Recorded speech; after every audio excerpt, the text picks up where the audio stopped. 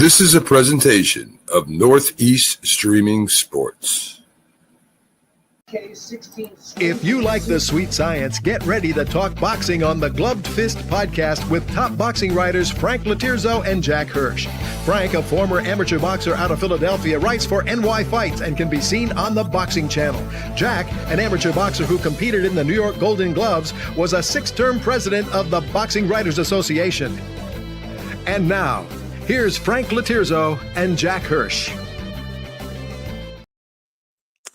And we're back. Welcome to Glove Fist. My name is Frank Latirzo, boxing observer. And if I say a mosquito can pull a plow, don't ask how, hitch him up. Joined by co-host, former 6-term president of the Boxing Writers Association of America, smiling Jack Hirsch. Jack, how are you tonight? Pretty good. In a few weeks, my title is going to have to be altered. Michael Spinks' biographer, because the book is going to be out in a few weeks' time. And you know Michael very well. Frank, we had a heated producer backstage before the show, and I wonder who gets more heated. You, when people tell you that Floyd Mayweather Jr. is the greatest fighter of all time. Our producer, when he hears you say the Philadelphia Eagles are locked to win the Super Bowl and his Lions have no chance. Who gets they more have none. heated? You or Brian on? Who gets more I don't know. heated? It's close, Jack. Here's the thing.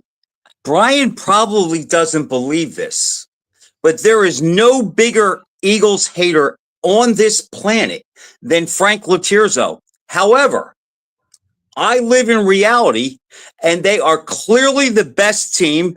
And as I said to Brian before we came on the air, there are 10 games left, counting the playoffs. I believe the Eagles will go 9-1 or 8-2 during the last 10 games, and they will win the Super Bowl. They will beat whoever comes out of the AFC. And in the NFC, there's not one team, Jack, not your Buccaneers, not his Lions, not the Rams, not the Packers, and not the 49ers are going into Philly on a cold day in late January and beating the Eagles. Not happening. Just on a side note, your Miami Dolphins have won 2 games in a row. They're still mathematically in it. If they can mostly run the table, who knows? Maybe, they could sneak into the Jack, playoffs. I am so tired of that. Every year it's the same. Well, we're not out of it. You're out of it. You beat the Bills. You brag about that, but you lose to the Falcons. I don't want to hear. And the Dolphins were so lucky to win yesterday. They won. But speaking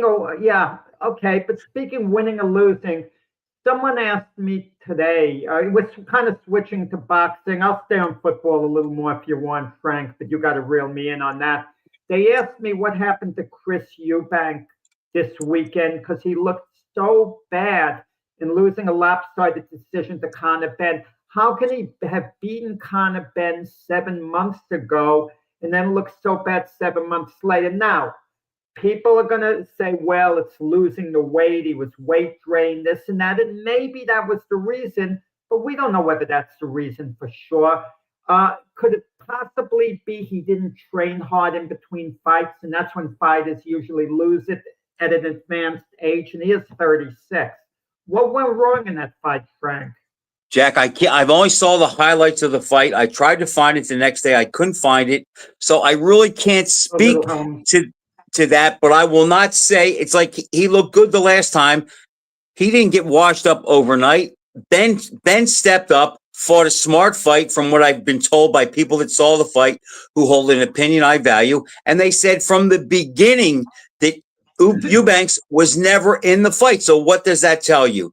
That tells you it's one of two things. Either he's on the wrong side of the hill, or maybe getting down to weight took too much out of him. I don't know, but let's give Ben credit for fighting a very smart fight. Are you a believer in the off-night theory? Because I'm not a believer in that when it comes to boxing, but I can't completely dismiss it either. And just as an athlete, and all of us are athletes to a degree, even if we just go out to jog, and I like to run. There's some days I'll go out to run. I got nothing, Frank. My legs have no bounce in them. I'm done, and I can't pick the pace up in the slightest. There's nothing there. And do you think a thing like that happens to fighters for whatever reason? They enter the ring, they think they're ready, they think the training went well, they did everything they were supposed to do, and nothing is there. And it could have happened to them at a younger age as well. Jack, I think that can be a part of it, but I also think a part of it is I just think when you have a rematch or when the urgency is much more on one side than the other, I think it always favors the guy or the team that lost the first time. I think Ben wanted it more. You feel Ben wanted this more than Eubank. I think Ben had much more motivation, Jack, because he needed to win this fight, or he would have been identified as a guy who could not beat Eubank. He'd be 0-2 against him. And Jack, it's the same thing this week. Okay. I'm in a little group with a couple guys. We pick games. Okay. And Oklahoma played Alabama.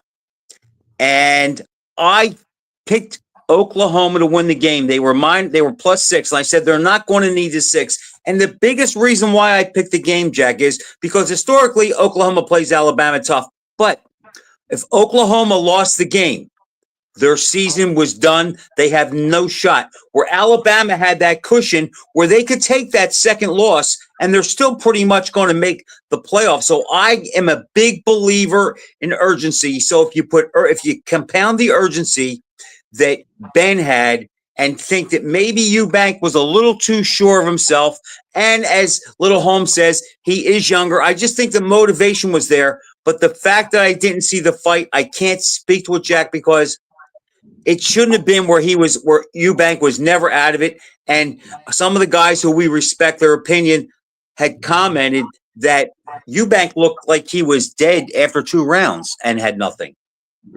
Yeah, okay, but looking ahead, there's a pretty good show this weekend. Okay, few good fights, pay-per-view, Saudi Arabia. To me, the most appealing fight is Devin Haney and Brian Norman. Technically, Devin Haney's still unbeaten, even though he lost to Ryan Garcia because Garcia used a substance enhancer. The result was overturned. But we know what we saw in the ring. Haney was knocked down 3 times officially. In reality, it should have maybe been called 5 times because 2 of those were called slips. But despite that, it wasn't lopsided as people were led to believe, because Haney, to his credit, he bit down and he fought back hard. And it was a reasonably close fight. Garcia deserved the decision before it was overturned. But I don't want to hear this, Garcia beat him up bad. Garcia knocked him down several times. Great. But Haney bit down. He showed a lot of perseverance in trying to turn things around.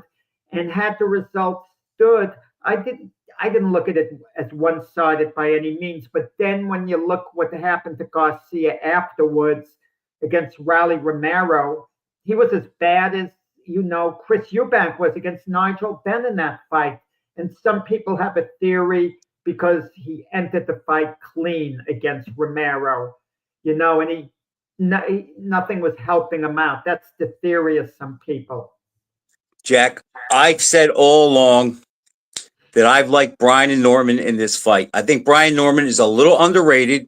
I think he's actually a bigger puncher than Ryan Garcia. And I think the fact that he saw Haney, I know they reversed the decision. I don't care about that. He saw Haney hurt and knocked on his rear end several times during that fight. So I think he goes in as the alpha. I agree with you that Haney is the quicker and he's the better technical boxer. But I think in this fight, I think the physicality of Brian Norman, his aggressiveness, and I think his power and his confidence, I think are going to be the difference. And he's going to win the fight. And let me just say this. I'm down on Haney. I was never as high on him as you were, but I did like him. You can't ignore his talent. However, I'm pretty down on him, and I don't like him in a tough fight right now. So if he comes back and he wins this fight, and it's not controversial, and he just beats Norman up, I will be very impressed by that. I just don't think it's going to happen. I think Norman's physicality is going to overcome whatever deficits he has as a fighter. Yeah, I was originally extremely high on Haney. I thought he was a generational talent, and I thought he would be his era's equivalent of Pernell Whitaker. Okay, not maybe not as great as Whitaker, but when you talked about the really great, when you talk about the great fighters of Whitaker's era, his name has to come up. He was about as good as anyone during the time he fought during his prime. And I thought that's how we would eventually look at Haney. But now I'm going to tell you, Haney has work to do to just become the next Shane Mosley. Now, he might get there. He might get there. But for that to happen, he's got to beat Brian Norman. And when the fight was originally made, Frank, I agreed with you. I was going with Brian Norman. But the more I thought of it, Brian Norman's a very good fighter. I'm not convinced he's elite.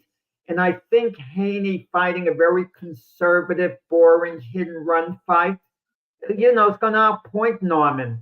Now, If Norman lets him do that, Jack, that's the whole Norman key. lets him, well, there's another element that might prevent Haney from doing that. Turkey, His Excellency, he hates fighters who fight like that. And he gets word to them, we're not using you anymore. We're not paying you big money. Unless you're going to fight, you got to exchange now and then. I don't like that he does that, Jack, and he carries that influence. Well, he does carry that influence, but look, I'm sorry. I don't like that at all. No way. Don't tell me how to fight my fight. That means that he might have had a problem with Whitaker or maybe even Mayweather at one time or Howard Davis. No, they're boxers. Let them box. If they don't want, if exchanging is detrimental to them in winning the fight, I don't want him interfering. Well, he doesn't want a complete safety first fight because Haney fought on the Times Square show where he appointed Jose Ramirez, and he was ultra conservative. Okay, and the other fights were that way to an extent. Not completely. Lopez Barboza, wasn't a bad fight. Both guys. But Jack, that's who he is. He's a boxer first. Right. Yeah, but yeah, Joe Bergman puts on Bill Haney is the real annoying one. I think Norman wins as well. Joe Bergman agrees with, Bill Haney acts very vulgar. I'm not a fan of him. Have you ever noticed the fathers of these fighters talk very boldly? They don't have to put up in the ring, but a lot of the fathers. One of them I like a tremendous amount. He's a friend, Teofimo Lopez Sr., but, he's cooled it. He's cooled down the rhetoric, but he was Shane Mosley's father wasn't like that either. Shane Mosley's father wasn't like that. He was pretty laid back. You look at some of the other dads, the way, Floyd Mayweather Sr., et cetera, et cetera. They're just too many of them, and I kind of don't like it. I understand you got to build fights up, and if the animosity's real, okay, I could understand going back and forth, but sometimes it gets a little too, carried away. But it's what But today, Jack, I hate to say it, but you need a shtick because if all they can say about you is you're a nice guy, nobody pays attention to you. So if you don't have a style, like if you're not a killer like Tyson or flashy like Lomachenko, that you have to create your own persona, because if you're just an average guy, look, we talked about this regarding both Spence and Terrence Crawford. We said for years, neither guy has a personality. It's not lighting a fire under the fans to see the fight. And the only drawing thing with that fight was the only element that drew people to that fight was, it really was, well, who was the best? It's like these guys are clearly the two best guys at the weight. They're both undefeated. We have to get them together. But outside of that, Jack, there was really no big draw or interest in that fight because both guys were pretty measured. Well, and Spence was beaten before the fight because remember when he met Crawford, for the final stare down, he shook his hand. He said, "Thank you for making this fight happen." And Crawford's ultra confident in himself. He says, "No, I was glad to do it." Oh, Angel Garcia comes to mind. Thank you. Angel Garcia is awful. He was. But listen, I disagree with you, Jack, about the about Spence being beat before the fight because he acknowledged Crawford. I think that's such a myth. Just like staring at the guy. Oh, well, he didn't look him in the eye. He's afraid. No, Let me tell you something. Some of the bravest guys out there, they just don't do that. I mean, Evander Holyfield was pretty cordial, yet he was the meanest, most confident guy around during his era. And he wasn't a bully or tried to stare guys down or play that game. Do you know the stare down? Just because you don't look at an opponent, you're not intimidated. I mean, Sugar Ray Leonard never engaged in the stare down. He said he found it to be a distraction. He didn't like the stare down.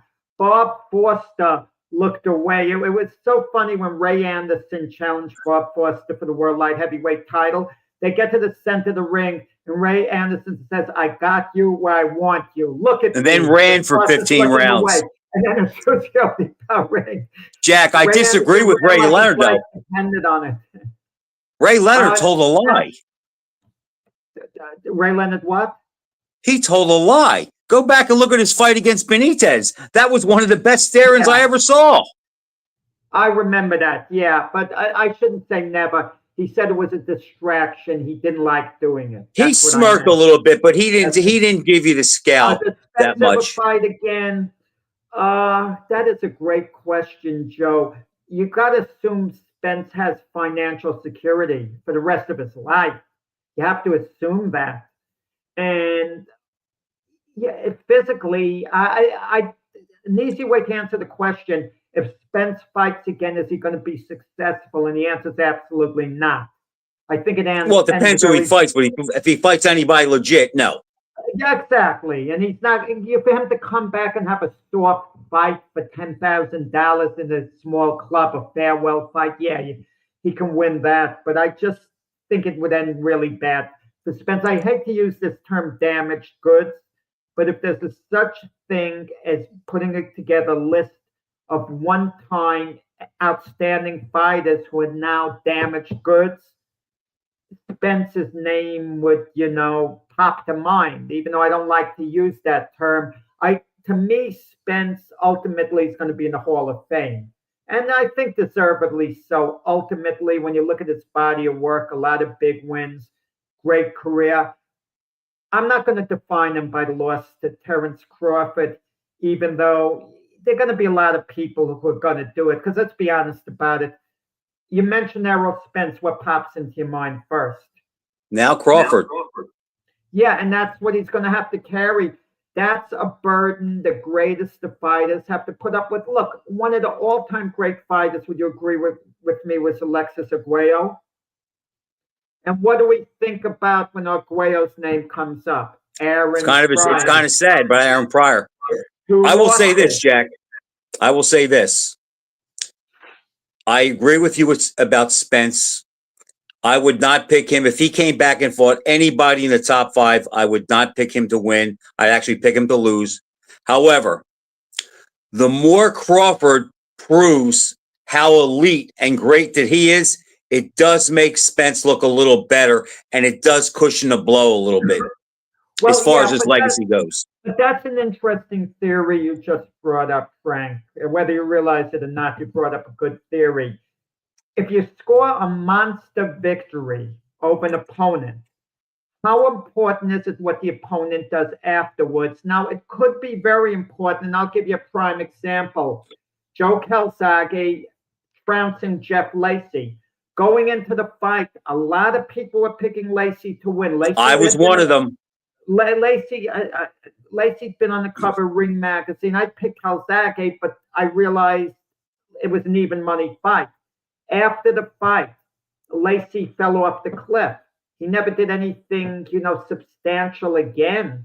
He just, lost a number of fights, just performed poorly. So now when people look at Calzaghe's legacy, and you point to how brilliant he looked against Jeff Lacy at the time when we lauded his, performance. Now it looks a little less. Big deal. Yeah, beat Jeff Lacy, big deal. Who is Jeff Lacy? That's what Jack, that's how fickle fans are. Think about this.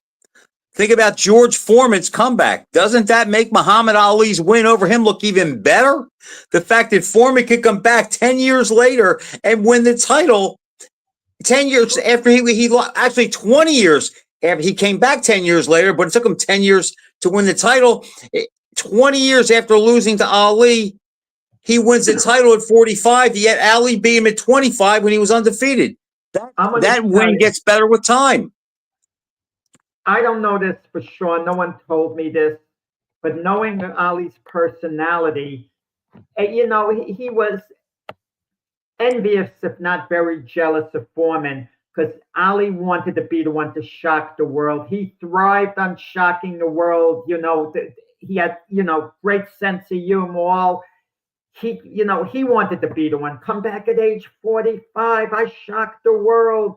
And it was Big George who wound up doing it. You're right about that, but in the process, the fact that he was so successful, it makes Ali beating him look even better. And Crawford, Spence should hope that Crawford goes on to do even greater things because it will make him look better. And I think we're going to look back on Spence Crawford, Jack, and say maybe 5-10 years, and we're going to realize that that was one of the greatest performances we've ever seen in a big fight by two guys at their peak, where one guy just took the other guy apart. And I think that beating, that methodical beating, where he actually plucked Spence apart round by round, and like Secretary, as the race went on, the greater the margin got. And that fight was, as each round progressed, Crawford beat him up more. I think that is going to go down as one of the great victories that we've seen in our lifetime, and we'll realize how much he took out of Spence that night. The only problem with that fight was, Jack, Crawford made it look too easy. He hurt himself. As crazy as it seems, had that been an epic fight, and let's say Crawford was down 5 rounds to 4 going into it's a Leonard Hearns fight. And then he turned it around and knocked Spence out late, in the last round of the fight. Let's say it was up for grabs and he knocked him out sensationally in the last round. We'd be buzzing about Crawford. We'd be giving him a lot more credit than we actually have. That's the ironic part about it. And Jack, that's the ironic thing about boxing, because there's only two people to measure against each other. Where if it was a victory like Leonard scored over Hearns, where he was losing, then he was winning, then he was losing, then he came back to win, that made him look better. The Duran fight, as close as it was, that made Leonard look good. And you realize both guys were really good. The problem is when you do it like Crawford did, and you see it over and over again, you think, oh, it's too easy. It's 11 rounds of a beatdown. It's too easy. Where if Crawford would have knocked him out in the first round, people would have said, okay, he caught him. That happens.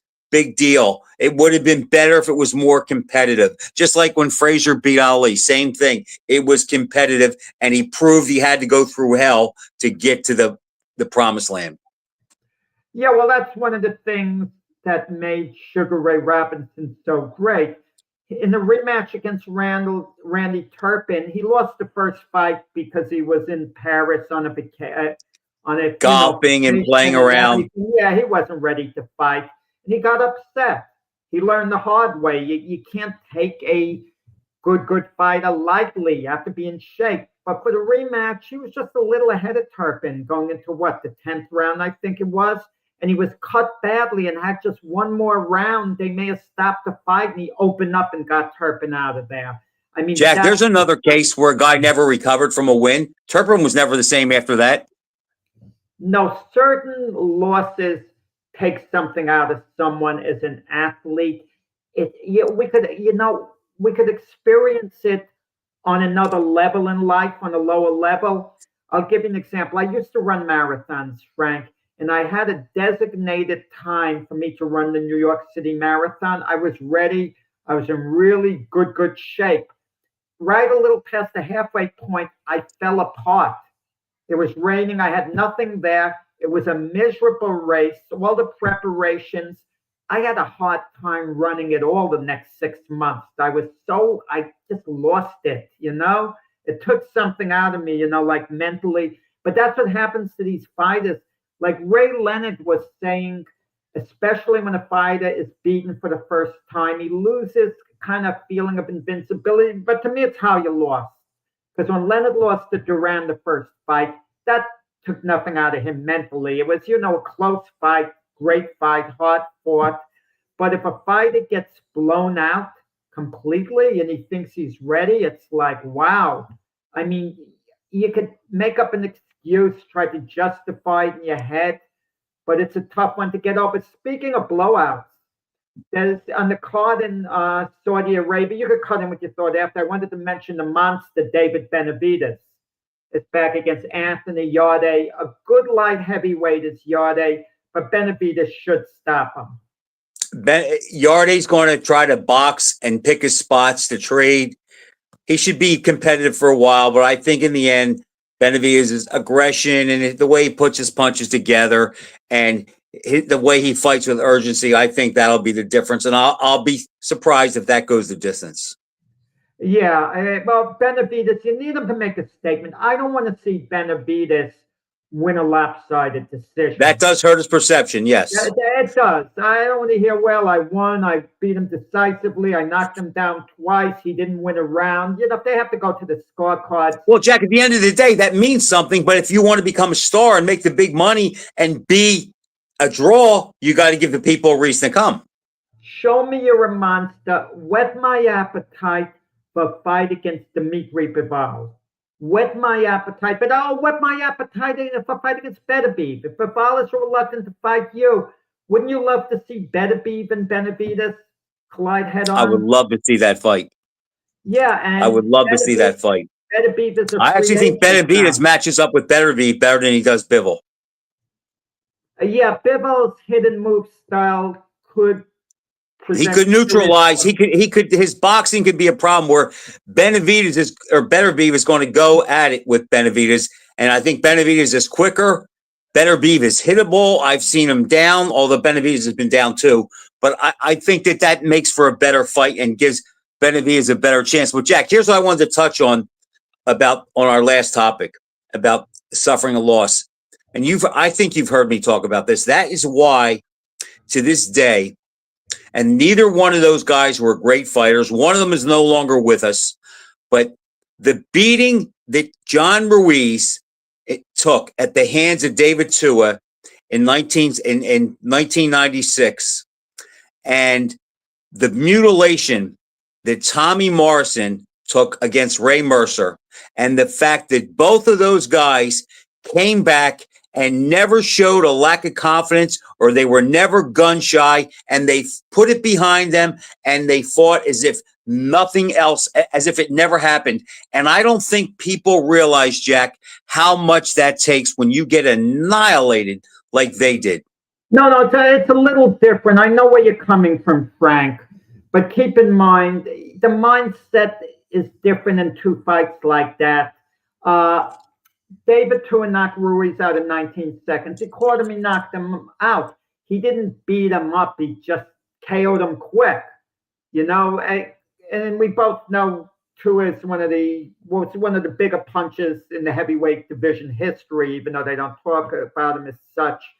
And Tommy Morrison won the first 3 rounds against Ray Mercer. Then he got caught against the ropes in the 4th and got savagely knocked out. It's not like he took a beating. A beatdown is what we talked about before. Spence suffering a beatdown against Crawford. We're talking about two different things, Jack. You're talking about physically. Yes, Ruiz, it was over in 19 seconds, okay? And Tua and Morrison was beating Mercer before the fight stopped. Spence took an outright beating for 9 rounds. Yeah. There's a difference. What I'm saying is mentally, where if you're John Ruiz and you, in your next fight after Tua, and you realize the last time I was here, I got beat so bad that it was over in 19 seconds. I didn't even see what happened to me. And then when you're Morrison and you're winning the fight, and in seconds it's over and you're decimated, I think psychologically, the fact that could happen in a fight that you're winning or just starting and it's over and you were beaten so decisively, I think that's harder mentally to come back from than what Spence would have to overcome. Well, that's why there's a theory. What should a fighter do after that fight? I mean, there are those like Teddy Atlas, and perhaps correctly so, I should say, who believe it's very important to have a tune-up, not to have a hard fight after that. Just get the success, and build, get the confidence back. And then there are others who feel, take it, I should say, and I feel this way to a large degree. Either the fighter has it or he doesn't. You can get him a couple of wins afterwards. You could talk about the way he's getting his confidence back and this and that. But if he's good enough to eventually be the type of fighter you think he is, he's going to come back. We talked about, listen, Frank, we talked about football early in the show. We like to talk about football. We've seen teams take an absolute beating from another team, and then they play them again late in the season and they beat them. I mean, It's not the same, Jack. It's not one-on-one. If my team gets beat bad, I can always say, well, I had a great game. I had 10 tackles. Matchups, Frank. Let's talk individual matchups on the team. A cornerback gets burned by a wide receiver. He could come back and play a good game when they play late in the year. But Jack, that's different than getting your butt kicked, and I'm going to tell you why. Did you ever get hurt when you boxed? Yeah. What did you hurt? Nose broken a few times, actually, 3 times. Okay. That's not that big of a deal. Okay. I got my jaw broken. Okay. And I was wired shut for 6 weeks. That's bad. And I thought it was a total fluke. And let me tell you something. The very next time I boxed after that, because I had to sit out for a while for my jaw to heal, and then I had to say, will I give it enough time? I have to admit, Jack, I had to go in and get my feet wet and get punched again to realize that I'm okay. That was a one-time thing, and I could deal with it. So that's where I'm coming from. When you get hurt, and remember, and I know this was the case for myself. When I broke my jaw, I believe it was 1978. I was 20 years old. Jack, I didn't think Ernie Shaver, I was a middleweight. I didn't think that Ernie Shavers could hurt me, okay? But when my jaw broke, now I got hit by Alex Ramos. My mouth was open when I got hit, and I got hit on the lower jaw. But the fact of the matter is, I realized at that time, I'm not Superman. I am flesh and bones, and I can be hurt just like anybody else. I never felt that way when I boxed before until I got my jaw broken. I realized I can be hurt, and it does mess with you a little bit. So if you've never been stopped or knocked out and you get brutalized by that, I'm telling you, it can mess with your mind. Yeah, I see a point as far as that goes. Talk to me about the rumor going on, Jake Paul and Anthony Joshua. Say it ain't so, Frank. Jack, I can't say it ain't so, but I read it's December 19th, and I heard that Joshua is going to make $180 million. If he is, how can you blame him for doing it? Would jump on it. I wouldn't blame Joshua for taking 10 million or whatever for the fight, 5 million. What the heck? I don't know what the fight does. I can't see any way Jake Paul can win that fight unless Joshua truly is a shot fighter, which is, it's possible. But even the remnants of Joshua remaining, what's left, the 40% of Joshua should be more than enough to beat Paul. And no disrespect to Paul, who's a real fighter now. He's not a YouTuber. He's a boxer. He's paid his dues, Frank. He's a legitimate boxer. It hasn't always shown up in the opponents he's fought. I get that, if you want to point to his record. But he's been training like a boxer for years. And I can believe that we could see the best version of Jake Paul in this fight, meaning possibly he's a borderline competent, not world class, not contender, but borderline competent 10-round fighter now, perhaps. But Joshua is still the guy up like that, way past his peak. Little Holmes, I agree. It is an insult, but if the heavyweight greats of the past could go in, they would take the $180 million. Ali fought Jack, Antonio Inoki. Come on, this is at least a legitimate. I mean, you could, boxing match. I mean, if you look at it that way, you can, but at least everybody kind of knew that was a show. And that's the thing. We don't know if this is a show. I know this much. If Joshua hits Jake Paul like he hit Ngannou, Paul's going. And Joshua has a lot on the line in this because, let's face it, if Paul makes it to the second round, Joshua's going to start getting excoriated for not being able to get rid of him. So he has a little bit on the line here. These fights it's so hard to make sense of these fights, Jack. I still read today where guys say that Tyson carried Paul. So I don't know what these deals are. I don't think that he did. He's 60 years old. But look, the money dictates. And once again, I will go back to your buddy, Floyd Mayweather, who gave us exhibition and not boxing. Well, but the Mayweather exhibitions, I can't recall them doing business that was that great. But this is a legitimate fight. The McGregor fight was the second highest grossing fight of all time. No. Well, Tyson Paul was entertainment, and we didn't know how real it might be. And we still don't. That's the funny thing about it. Listen, I think Tyson Paul was a real fight.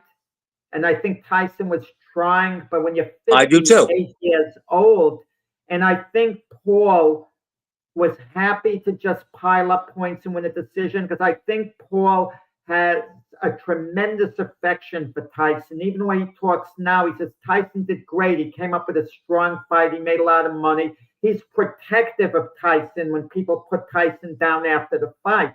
And Tyson liked Paul as well. There was this bond between them. But let me ask you this, just the opposite. You said if Joshua hits Paul, Paul's going to go. Paul's a pretty hard puncher. You'd agree on that. He can whack. We've seen He shouldn't be able to hurt Joshua. And Joshua chin is pretty questionable. We know that, correct? What happens if Joshua, if Paul does hit him flush a couple of times? With his power. I don't think it will affect him, Jack, but if it does, I think boxing loses credibility. If Paul wins, if he makes it to if he goes at the distance and they score the fight and he loses, boxing still loses credibility. There's no way a guy with 12 fights at that level should be able to go rounds with a guy who was at one time was one of the elite heavyweights in the world. At one time, but Joshua's last fight was against Daniel Dubois. He got stopped in 5 rounds. He looked bad on balance, okay? He stunned Dubois once and then got knocked out right after. Let's say you get a worse version of Joshua in this fight, which is possible because he's coming off a stoppage loss and he's an older fighter now. I'm trying to make a case for Paul. I like to you can make a case for anything. And that would be the case that this isn't the Anthony Joshua, that we remember in any way, shape, or form. I mean, Joshua's probably going to win the fight. Don't get me wrong. But it's size-wise. Joshua's a big guy. He weighs in the 240s, correct? And what's Paul, about 210? Paul, I think, came in like 199 or something his last fight. Because I know Paul's been as heavy as in the 220s. So he has been that high. Put on weight. So Paul, might be just bulking up to be big. I don't see this fight coming off when you say next month in December. What are they going to do? Rush this fight on us? Well, Jack, how much training should Joshua need? I mean, he should be able to, just like Fury, he should be able to roll out of bed and beat Jake Paul without training at all. You got to promote the fight. Jake Paul will do that, Jack. That's not a big deal. There's not a lot of time to do it. And it's November 17th already. Come on. And you're not going to 1 month. That's plenty of time. What else is going on in the next month in boxing? Nothing. That's plenty of time. I don't think promotion will be the problem. I really don't. I actually think we'll be saturated with it. I don't think promotion will be the problem with this, Jack. And if Jake Paul wins, he'll be as big as Mike Tyson or Mayweather or Ali ever were for a couple days. Well, and I don't want to live in that world. Lamont Roach is fighting Isaac Cruz. To me, that's not a big fight. But Lamont Roach, who fought a draw with Tank Davis, it's his first fight back. And a lot of people feel that Lamont Roach should have gotten the decision. Yes, Netflix. It would be on Netflix. That's what I saw. Well, you're talking Jack, about who knows how many people know who Pitbull is or Lamont Roach? Nobody knows, but they all know who Jake Paul is. All the younger guys today know who Jake Paul is. The guys who, at the age they are now, we were obsessed with boxing. Now they're obsessed with MMA and Jake Paul. And I even think MMA is kind of losing a little bit of its steam too. Would you agree? I was never a fan of the MMA, UFC. Nothing against it at all. I'm not putting it down in any way, shape, or form. But it just never caught on to me for whatever reason. I mean, boxing's always seemed to be a little bit in the class. Well, that's what we came up with, where the guys that are 40 today came up with MMA. So it is a little bit different. It has grown on me. I mentioned Tank. Well, getting off that, I mentioned Tank Davis a little while ago. Would you say Tank Davis is the biggest waste of talent in boxing? That's a great question, Jack. I would say right now, how many fighters could have been so much more? And you have cases of fighters. Their legacy is what could have been. Like I wrote in my Michael Spinks book, one of the people I write about, because he comes up in a chapter, is James Scott, who was incarcerated, fought out of jail. He showed what a great fighter he was with the fights he won in jail against a number of contenders, including a resounding victory over Eddie Mustafa Muhammad. But in the case he beat Yaki Lopez too, right? Yaki Lopez too. But in the case of James Scott, his legacy is always going to be what could have been. He's a what could have been story. And that's a cruel way to think of a guy, to put it, or what could have been. But it's cruel and it's upsetting when the guy has fate in his own hands. Cruel fate wasn't thrust upon him, where a guy just wasted it for whatever reason. And I think we're kind of getting that with Tank Davis. I think so. I think that's fair. I mean, James Scott, in a way, maybe benefited by being incarcerated for the fact that his conditioning, he would never get out of condition. That's all he had to do. But who knows what kind of sparring partner he could get in there. I'm sure he cleaned everybody out the jail. And Dwight was my man too, Little Holmes. That was a close fight, though. I thought Howie definitely deserved the decision 6-4, but it was a competitive fight. And Scott Jerry Martin actually beat Scott more conclusively than Dwight did, because he had him down a couple times. You think about wasted talent. There was this former lightweight champion from California a lot of years ago. I actually met him and interviewed him one time in Canastota. He's not alive now. Mando Ramos. Okay, I remember him. He was a young phenom. He won the title when he was 20 years old. He beat Carlos Tio Cruz in their rematch. He started late in the first fight and lost a very close decision. In the rematch, he stopped Cruz on cuts.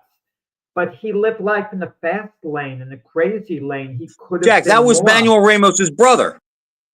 No, he wasn't Manuel Ramos's brother, the heavyweight from Mexico. No. I thought it was. No, he wasn't. Completely different there. Manuel Ramos, I don't have to tell you, Frank, got his fame in the 2-round shootout against Smokin' Joe Frazier, in 1968 at Madison Square Garden, because he went toe-to-toe with Smokin' Joe. Hit him with a big uppercut in the first round. Yeah, right. He stunned Joe and had him in a little trouble there. Yep. And even Joe said afterwards he was dazed.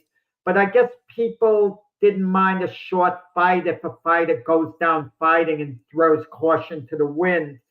But people were thinking, this is a promising heavyweight. But in reality, any heavyweight, if he throws caution to the wind and goes all out, and he gets stopped in the round or two, people might rave about him, but it's not showing as much about his potential as you might think it does. And that was and the sad part was that was a peaking Joe Frazier that Ramos had to deal with that night because he had just got the. Wow, I'm sorry I cut in, Frank. Go ahead. You talk about a loss psychologically ruining a guy. I want to talk about a heavyweight from that era. Tell us about what the loss to Jerry Quarry did for Thad Spencer, who some people thought was the best heavyweight in the world in Ali's absence. Boy, there's another one because he was the number one contender for a little while. He was yelling for Ali. He was, in fact, had Ali not been exiled, there were papers being drawn for them to fight where he was going to defend against Thad Spencer. Spencer was on a roll until he fought Quarry. Quarry took him apart and he just fell off the wagon after that. And I think he got into some substances and didn't make his way into the gym much. And then he went on a losing streak. Yeah, well, he was in the 8-man WBA heavyweight elimination tournament and upset Ernie Terrell in the first round. He was favored to win the tournament. He was a heavy favorite over Quarry in that fight. And Quarry stopped him with 3 seconds to go. But he had him down a couple times too, though, Quarry did. That was one of Quarry's better fights. It was. When you talk about Jerry Quarry in his great victories, no one mentions Thad Spencer because Spencer fell off the cliff. No one realizes how highly regarded Spencer was at the time, where there were people, like I said, who thought he was the best heavyweight in the world outside of Ali at that time. So when you think of Quarry, you say, oh, Ron Lyle, Ernie Shavers, Mac Foster, because those fights took place in New York. But no one gives him credit for a dominating performance against that Spencer, who was heavily favored to win that fight. Isn't that something? How what your opponent does after you fight affects how your legacy is. And you know what? I've been guilty of that too. When I've had to list the guys who Quarry beat, I always forget about Spencer because after that, he didn't do anything. We don't give Quarry much credit, and we should, for his 2 fights with Floyd Patterson. One was a draw. The other Quarry got the decision. It was disputed, but I don't think it was unfair. Could have gone either way, the rematch. But Patterson was a top-of-the-line fighter. Say what you want about him, a top-of-the-line fighter. And Quarry, matched them in their 2 fights. There wasn't any serious separation between the 2 of them. And that's just think, Jack, if Patterson wins that tournament, we would have gotten Liston Patterson 3 perhaps again. Oh, he would have won. It works out chronologically because Liston was active in '68. If Patterson wins that tournament, you could hear Liston yelling that I should be fighting for the title, the WBA title that Ali stole from me. Well, what would have happened had Liston been allowed in the WBA heavyweight tournament? You can argue he wouldn't have won it because Leotis Martin stopped him a year later. But you also have to think it would be a better Liston because he would have been in really top shape if he was in the tournament. It wouldn't have just been another fight. I would have picked Liston going in to be the favorite to win the tournament. I couldn't make a case for any fighter in that tournament to beat him. The only guy I think that probably would have given him the most trouble would have been a guy that he was familiar with, was probably Ernie Terrell. Stylistically, might have been the guy to give him the most trouble because he could stay away and box. And Liston wasn't quite the killer, Jack, in '68 that he was in '64 or '63. You know who would have given him maybe the most trouble? Oscar Bonavena. Because Bonavena was a tough guy. Liston wasn't going to just walk through Bonavena. And Bonavena I think Sonny would have controlled him with the jab, which Frazier couldn't and Ali couldn't. But I think Liston's jab might have been the difference. But he might be the next guy that you would say. And you could also say that maybe Jimmy Ellis, if he could stick and move and get it and out and box him. But I don't know. I don't know if he could beat Sonny in '68. Ellis never would have beaten a good version of Sonny Liston. Jack, I saw you on with Keith Engel. I think it was a replay on Saturday. And you guys, I saw the replay on Saturday. I don't know when you did the show. But you were talking a lot about boxing. In fact, Keith mentioned who would win if you and I faced each other. And you said, because I'm bigger, it's me. But if you asked me, I would say I would kill you. I would have probably won because I would have made you make weight. You would have been all dried out, starved out. You would have come in at 147 pounds or so. I don't think I could have got down that low, Jack. But you mentioned on that broadcast, and I know this, but I've never heard you say why. You said that Jimmy Ellis was your favorite fighter, and you kind of compared him to yourself as a writer.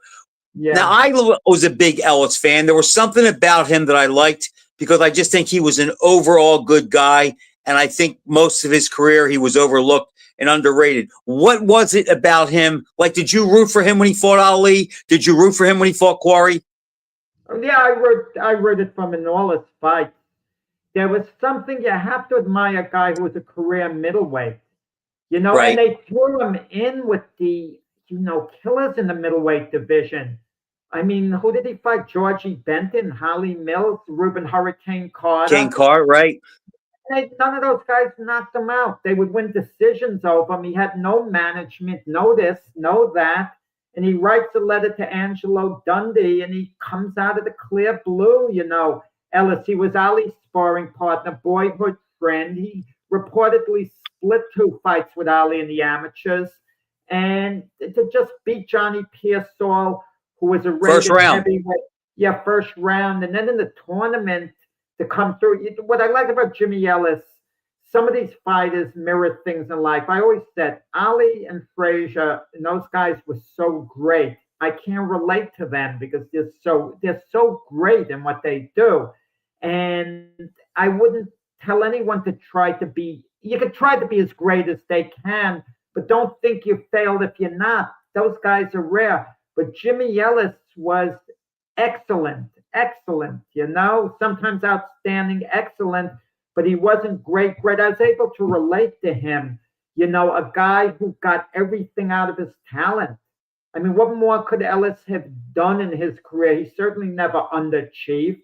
And, and there was some very good wins. Decisively beats George Chuvalo, Oscar Bonavena, Leotis Martin. He beats Quarry, even though a healthy version of Quarry, the best version of Quarry against the best version of Ellis.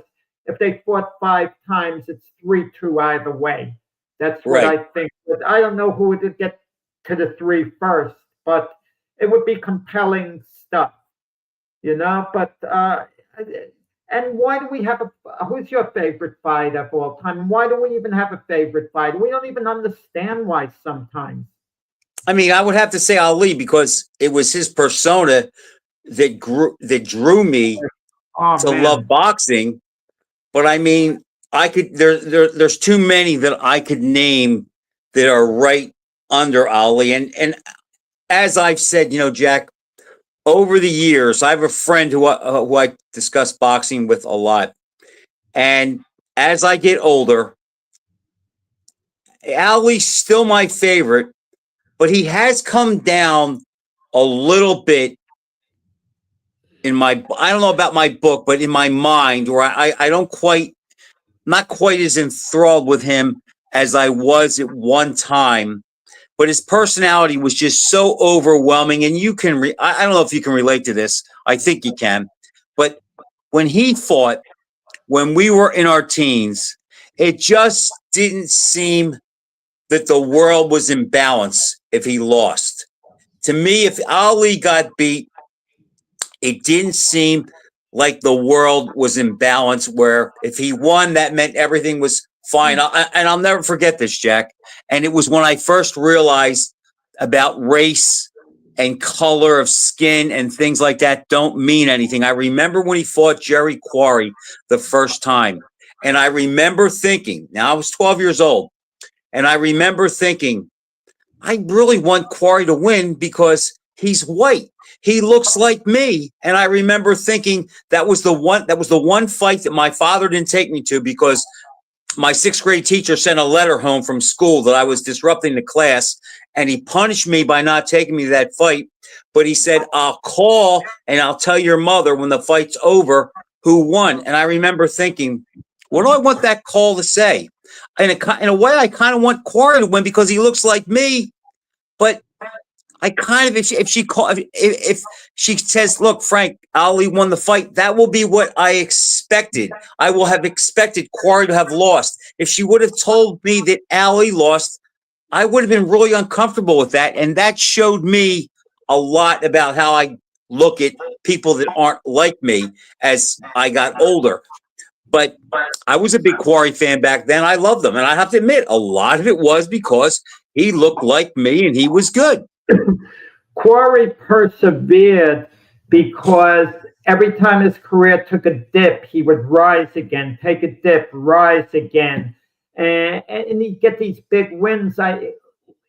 He loses to Ellis in the WBA tournament, but then, he had his bad back after. It took him a little while to come back, but he comes back. He comes back and he kills Buster Mathis. Right, he beats Buster Mathis decisively. And Buster Mathis had only lost one fight yet against Joe Frazier. To Frazier the year before. Then he loses to Ali in Atlanta. That was the one regret of Quarry's career, he told me, the first fight against Ali. Quarry told me the Ali to Sonny Liston fight, when I interviewed him, he never could have beaten, wouldn't have had any type of chance in the slightest against. He wouldn't have had a prayer beating the Ali to beat Liston. But he said the Ali coming off the layoff, he believes he could have beaten that Ali because Quarry said he was in the best shape of his career by far for the first fight. He was in perfect physical condition. And he felt Ali couldn't have gone to 15 rounds with only 6 weeks of training. That's the only version of Ali he felt he ever would have had a chance of beating. That's a pretty honest assessment, Jack. And I have to admit, there are 3 fighters of my lifetime who I never met, who I wish I could have met or spoke with. Jerry Quarry's one of them. Rocky Marciano's one, and so are Sonny Liston. That is and Quarry's the guy I always wanted to meet him and talk boxing with him. I think his assessment is very honest. That if there was ever a night that maybe he could have beat Ali, it was that night. But Jack, if you look at the style matchup, there's no night that Jerry Quarry could have defeated Ali because, Jack, Jerry Quarry, as much as I love him, he was vulnerable to everybody he fought with a good left jab. And at that time, Ali's was the best. And that alone would be it's just a nightmare for Quarry to try to negotiate with. We only have like a little over a minute left, but I'm just going to say, if I had to meet any one fight in history, thank you, Little Holmes. If any one fight in history to sit down with, pick his brain in private, spend the day, believe it or not, it would have been Jim Jeffries. I would have talked to him about all the racial hostility, really? Fight with Jack Johnson. I would have picked his brain, what he was thinking and how people perceive him, out of the ring for 6 years. He loses to Johnson and people are talking like Johnson beat the real Jim Jeffries. Don and I were talking about that fight last week. Oh, okay. Yeah. Listen, it's a coming down having me on after having Don on, because Don is the ultimate historian.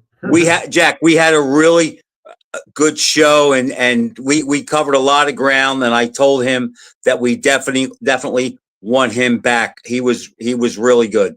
Don is great, without question. Okay, so but we didn't fight, Jack, like I fight with you. Don and I got along. Yeah, I hope that doesn't disappoint you, but we got along fine. You got to know Don a little better, then the fighting will begin. But Don is great. He's a good friend. Oh, he's a gentleman.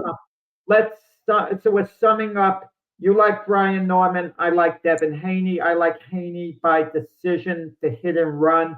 You like Norman by a KO or decision? Jack, I don't like picking the exact result, but on this one, I'm going to say that I think Norman stops Haney, probably late.